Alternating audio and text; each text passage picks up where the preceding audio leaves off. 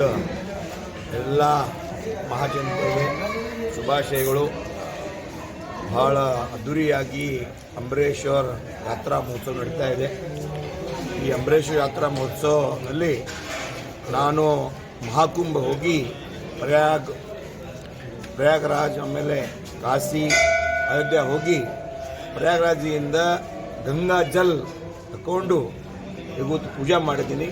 ಪ್ರಸಾದ ಕೂಡ ಕಾಶಿಯಿಂದ ತಗೊಂಡಿನಿ, ಪ್ರಯಾಗಿಯಿಂದ ಗಂಗಾಜಲ್ ತಗೊಂಡಿನಿ, ಪೂಜೆ ಮಾಡಿದ್ದೀನಿ ಅಂಬರೀಶ್ವರ ಮಹಾರಾಜ ಮೇಲೆ. ನಾನು ದೇವರ ಎಷ್ಟೇ ವಿನಂತಿ ಮಾಡ್ತಾಯಿದ್ದೀನಿ, ನಮ್ಮ ಔರಾದ್ನಲ್ಲಿ ಸುಖ ಶಾಂತಿ ಆಗಲಿ, ನೆಮ್ಮದಿ ಆಗಲಿ, ರೈತರಿಗೆ ಒಳ್ಳೆ ಆಗಲಿ, ಎಜುಕೇಷನ್ ಸರಿಯಾಗಿ ಆಗಲಿ ಎಲ್ಲ. ನಾನು ಈ ಯಾತ್ರಾ ಅದ್ಧೂರಿ ಯಾತ್ರಾ ಇದೆ. ಅಂಬರೀಶ್ವರ ಮಹಾಪುರುಷು, ಅವರು ಲಕ್ಕೋ ಕರೋಡೋ ಭಕ್ತರಿದೆ. ಈ ಯಾತ್ರೆಗೆ ನಮ್ಮ ಕರ್ನಾಟಕ ಪೂರ್ತಿ ಬರ್ತಾ ಇದೆ.